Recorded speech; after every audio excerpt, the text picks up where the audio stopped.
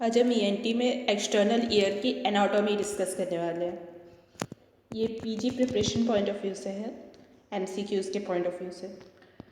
तो पिना और एक्सटर्नल ऑडिटरी कैनल और टिम्पैनिक मेम्ब्रेन को कंबाइन करके एक्सटर्नल ईयर बनता है। एक्सटर्नल ईयर में 3 पार्ट्स आते हैं: pinna, external auditory canal and tympanic membrane.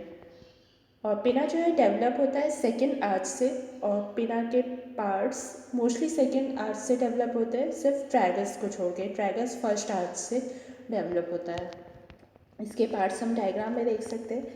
Helix है सबसे ऊपर में, उसके नीचे है सिम्बा कॉन्के, जो हम एक टनल लाइक स्ट्रक्चर फील कर सकते हैं ना, टनल लाइक नहीं, एक डिप्रेशन लाइक स्ट्रक्चर बोलेंगे तो एक होता है सिम्बा कॉन्के।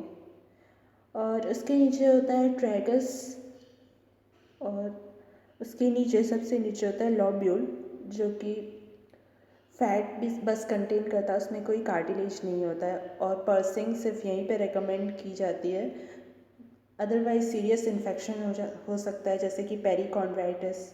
इसीलिए यहाँ पे जब कार्टिलेज नहीं होता है ना, सिर्फ फैट होता है, यहीं पे पर्सिंग रेकमेंड की जाती है, बाकी जगहों पे नहीं। और पीछे का पार्ट्स देखते हैं हम। पीछे में एंटी हेलिक्स होता है, दूसरा प्रोमिनेंस टाइप का स्ट्रक्चर छोटा सा, और एक एंटी ट्रैगस होता है उसके आगे जस्ट बिलो एंटी हेलिक्स। ठीक है, तो ये सारे पार्ट्स होते हैं पिना के। देन सिम्बा कॉन्की क्या होता है? मैस्टॉइड एंट्रम का लैंडमार्क होता है ये, कार्टिलेजनस लैंडमार्क। कार्टिलेजनस लैंडमार्क है ये सिम्बा कॉन्की। तो एग्जैक्टली सिम्बा कॉन्की जहाँ पे पाया जाता है, उसके नीचे हमें मिलेगा मैस्टॉइड एंट्रम, अगर हम वहाँ पे ड्रिल करते हुए जाए तो मैस्टॉइड सर्जरी के दौरान। जबकि इसका बोनी लैंडमार्क जो है वो मैक-इवन्स ट्रायंगल होता है। मैक-इवन्स ट्रायंगल भी उसी जगह पे होता है जहाँ पे मैस्टॉइड एंट्रम होता है। मैक-इवन्स ट्रायंगल के बारे में हम देखेंगे। पोस्टीरियरली मैक-इवन्स ट्रायंगल जो है सिग्मॉइड साइनस से बाउंड्री बनाता है, मतलब सिग्मॉइड साइनस से घिरा हुआ रहता है, सराउंडेड रहता है, और जिसको साइनस प्लेट भी बोल सकते हैं, क्योंकि साइनस प्लेट एक बाउंड्री फॉर्म करती है मैस्टॉइड ट्रायंगल और सिग्मॉइड साइनस के बीच। जबकि सुपीरियरली मैक-इवन्स ट्रायंगल में क्या होता है? मैक-इवन्स ट्रायंगल के पीछे होता है सिग्मॉइड साइनस, और उसके ऊपर होता है बेस ऑफ स्कल, जो कि सेपरेटेड होता है टेम्पोरल लोब से। और इसके आगे होता है मैक-इवन्स ट्रायंगल के आगे पोस्टेरो सुपीरियर एक्सटर्नल ऑडिटरी कैनल, मतलब एक्सटर्नल ऑडिटरी कैनल की पोस्टेरो सुपीरियर बाउंड्री होती है मैक-इवन्स ट्रायंगल के जस्ट आगे।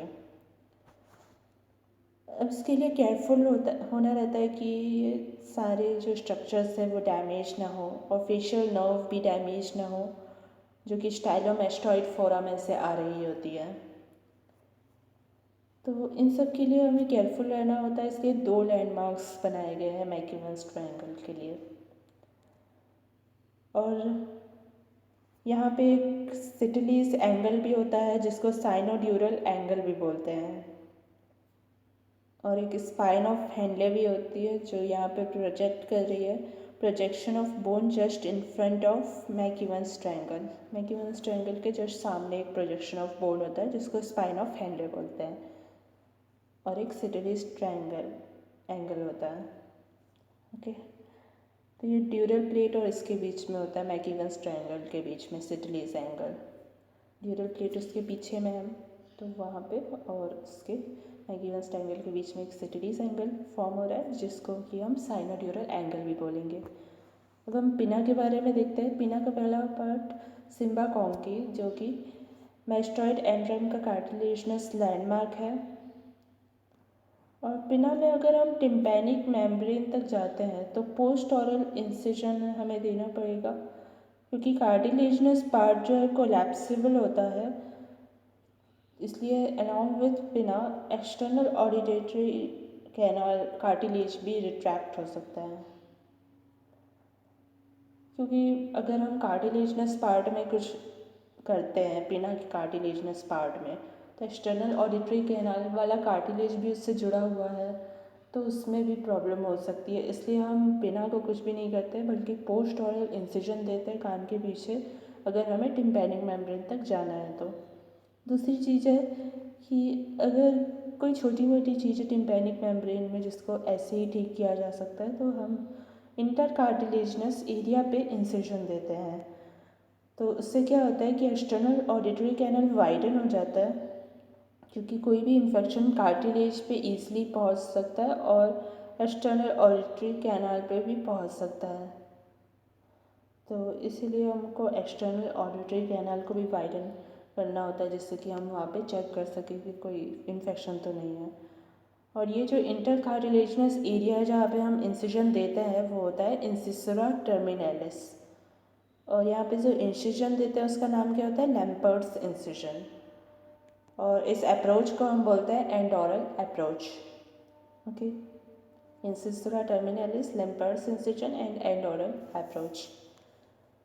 अब जो साइड पिना के लेटरल होती है वो ज़्यादा अधेरेंट भी होती है, जबकि मीडियल साइड जो है पिना का वो लेस अधेरेंट होता है, उसकी जो स्किन है। अब हम देखते हैं डार्विन्स ट्यूबरकल। ये क्या होता है, ये इंडिकेट करता है कि एड्स के एंसेस्टर्स होते हैं जिसमें भी ये पाया जाता है, जो भी पर्सन्स में, ये इंडिकेट करता है कि उनके एंसेस्टर्स जो है वो एड्स रहे होंगे। और इसको जानना इसलिए ज़रूरी है जिससे कि हम आइडेंटिफाई कर सके इस पार्ट का नाम। पेशेंट की रिपोर्ट में अगर कि पेशेंट की रिपोर्ट में लिखा हुआ है कि इसका कुछ इस तरीके का पार्ट है, तो हमें पता तो होना चाहिए कि कौन सा पार्ट है ये। और ये जंक्शन होता है अपर 1/3 एंड लोअर 2/3 का at posterior superior margin of helix. Helix की जो पीछे और ऊपर की मार्जिन होती है ना, उसमें अपर थर्ड और लोअर 2/3 के जंक्शन पे वो होता है डार्विन्स ट्यूबरकल। हेलिक्स कहाँ पे था, यहाँ हमने डायग्राम में देखा था हेलिक्स, तो ऊपर में, बहुत ही ऊपर में रहेगा ये Darwin's tubercle. Now external auditory canal. External auditory canal develop होता है फर्स्ट क्लेफ्ट से। इसको हम इस तरीके से याद कर सकते हैं कि एक्सटर्नल ऑडिटरी कैनाल खुद एक क्लेफ्ट लाइक स्ट्रक्चर होता है, तो इसलिए वो डेवलप होता है फर्स्ट क्लेफ्ट से। इसमें कार्टिलेजनस और बोनी पार्ट होता है। बोनी पार्ट किस लिए होता है, साउंड के कंडक्शन के लिए। और कार्टिलेजनस किस लिए होता है, पिना कार्टिलेज का एक्सटेंशन होता है ये। तो कौन सा लेटरल होता है, कौन सा मीडियल होता है और कितना कितना पार्ट होता है, तो ये हम कैसे याद रखेंगे। लेटरल इसलिए होता है क्योंकि पिना अब लेटरल ही है, तो अगर उसका एक्सटेंशन है पिना के कार्टिलेज का, तो वो डेफिनेटली लेटरल साइड में होगा, तो कार्टिलेजनस पार्ट इसलिए लेटरल होता है।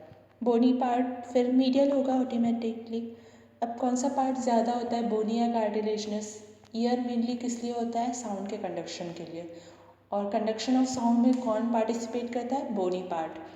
तो जब कंडक्शन ऑफ साउंड के लिए ईयर होता है, तो डेफिनेटली कंडक्शन ऑफ साउंड वाला पार्ट ज़्यादा होना चाहिए, इसलिए बोनी पार्ट ज़्यादा होता है। यानी कि 2/3 बोनी पार्ट होता है और 1/3 कार्टिलेजनस पार्ट होता है। तो therefore bony is maximum. Therefore medial 2/3 is bony, that is 16 mm, and lateral 1/3 is cartilaginous, that is 8 mm. तो टोटल लेंथ कितना होता है एक्सटर्नल ऑडिटरी कैनल का, 24 मिलीमीटर। ठीक है, अब हम देखते हैं एक्सटर्नल ऑडिटरी कैनल का डायग्राम। इसमें क्या क्या होता है, पहले 1/3 8 mm हो गया कार्टिलेजनस, देन लेटर 2/3 हो गया 16 mm बोनी पार्ट। और यहाँ पे फिजल्स ऑफ सेंटोरिनी पाए जाते हैं एक्सटर्नल ऑडिटरी कैनाल में, जो कुछ डेफिशिएंसीज होते हैं, उससे इन्फेक्शन बेस ऑफ स्कल में या पैरोटिड में जा सकता है। और यहाँ पे एक मीएटल रिसेस भी होता है एकदम मीडियल पार्ट में, जहाँ पे कोई भी पल्स वगैरह कलेक्ट हो सकता है इन केस ऑफ इन्फेक्शन। और जो एक्सटर्नल ऑडिटरी कैनाल है ना, एकदम सीधा सीधा नहीं जाता है, वो अपवर्ड जाता है और बैकवर्ड जाता है, ऊपर जाता है और पीछे की तरफ जाता है,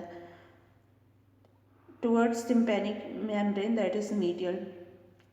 मीडियल साइड में भी जाता है, तो मीडियल साइड अगर वो जाते हुए ना, वो ऊपर जाता है और पीछे जाता है। और इस्थिमस एक पार्ट होता है एक्सटर्नल ऑडिटरी कैनाल का। ये वो पार्ट होता है जो कि एक्सटर्नल ऑडिटरी कैनाल में नैरोएस्ट होता है, सबसे पतला पार्ट होता है। और ये ना टिम्पैनिक मेम्ब्रेन से ऑलमोस्ट 6 mm लेटरल होता है, 6 मिलीमीटर की दूरी पे होता है। तो इस पार्ट को हम इस तरीके से आइडेंटिफाई कर सकते हैं। Some part of epithelium same as that of skin के जैसे ही सेम रहता है कुछ पार्ट एपिथेलियम का, इसलिए एक्सटर्नल ऑडिटरी कैनाल में हेयर फॉलिकल्स भी रहते हैं। तो कार्टिलेजनस पार्ट में हेयर फॉलिकल्स रहते हैं। इसका सिग्निफिकेंस क्या है? फरंकल या फॉलिकुलाइटिस जो है वो कार्टिलेजनस पार्ट में ही लोकलाइज्ड रहता है। अगर हमें कोई फरंकल या फॉलिकुलाइटिस मिल रहा है तो हम ये नहीं बोलेंगे कि बोनी पार्ट में मिल सकता है। बोनी पार्ट को हम सस्पेक्ट ही नहीं करेंगे क्योंकि वहाँ पे हेयर फॉलिकल्स है ही नहीं। हम सिर्फ कार्टिलेजनस पार्ट में उसको लोकलाइज करेंगे, हम वहीं पे सस्पेक्ट करेंगे और वहीं पर देखेंगे कि कहाँ पे है एग्जैक्टली। और स्वेलिंग और ईडिमा अगर है तो हम फॉरेंकल का डिफरेंशियल डायग्नोसिस नहीं करेंगे क्योंकि वहाँ पर नहीं हो सकता। ना सेकेंड, सिरोमिनस ग्लैंड्स भी पाए जाते हैं कार्टिलेजनस पार्ट में।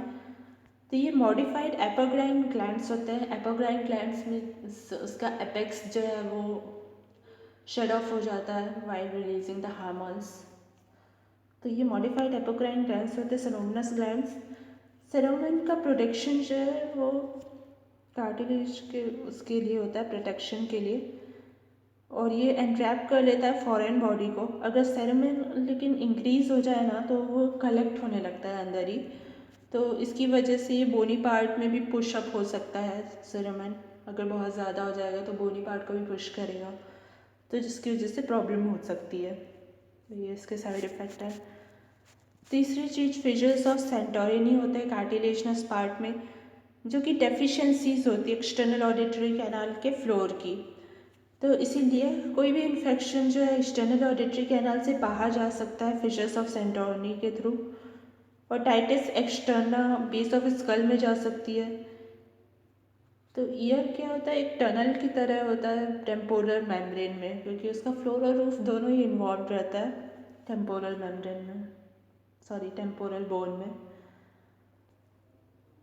तो अगर एक्सटर्नल ऑडिटरी कैनाल से वो बाहर जाता है बेस ऑफ स्कल में, तो उससे स्कल बेस का ऑस्टियोमाइलाइटिस हो सकता है, जिसको कि हम बोलते हैं malignancy of external otitis externa. ठीक है, तो इस कंडीशन को हम malignancy of external otitis externa बोलते हैं। Sorry, malignancy of otitis externa, actually externa तो ऑलरेडी है ना नाम में। तो ओटाइटिस एक्सटर्ना पैरोटिड ग्लैंड में भी जा सकता है, और पैरोटिड ग्लैंड में अगर वो जाएगा तो उसकी वजह से पैरोटिड इन्फेक्शन या एब्सेस भी हो सकता है। तो ये पैरोटिड ग्लैंड में जा सकता है एक्सटर्नल ऑडिटरी कैनाल का इन्फेक्शन, एंड जा सकता है बेस ऑफ स्कल में। ठीक है, ना एक क्वेश्चन है, पेशेंट है ओटाइटिस एक्सटर्ना का, उसको पैरोटाइटिस डेवलप हो गया है, तो ये किसके थ्रू हो सकता है? डेफिनेटली फिशर्स ऑफ सेंटोरिनी के थ्रू। दूसरा क्वेश्चन है, एक्सटर्नल ऑडिटरी कैनाल बहुत सॉफ्ट मास फेल किया गया पेशेंट को, और किसी भी चीज़ को हमें रूल आउट करना है तो हम क्या करेंगे? एक पेशेंट आया था तो उसको हमने पैरोटिड ग्लैंड को जब चेक किया ना तो हमें पता चला कि वहाँ पे एडिनोकार्सिनोमा था पैरोटिड ग्लैंड का, बायोप्सी ऑफ पैरोटिड में पता चला। तो इस तरह की अप्रोच को करने के लिए हमें उसकी एनाटॉमी पता होनी चाहिए कि एक्सटर्नल ऑडिटरी कैनाल का जो इन्फेक्शन है वो कहाँ जा सकता है और कहाँ से उसमें कुछ आ सकता है, तभी हम रूट कॉज तक पहुँच सकते हैं। तो पैरोटिड का जो इन्फेक्शन है वो यहाँ भी तो वापस आ सकता है ना एक्सटर्नल ऑडिटरी कैनाल में फिशर्स ऑफ सेंटोरिनी के थ्रू। तो इस केस में यही हुआ कि पैरोटिड का जो एडिनोकार्सिनोमा था ना वो मैनिफेस्ट किया एक्सटर्नल ऑडिटरी कैनाल में, क्योंकि फिशर्स ऑफ सेंटोरिनी एक कनेक्शन बनाना था उसके बीच में।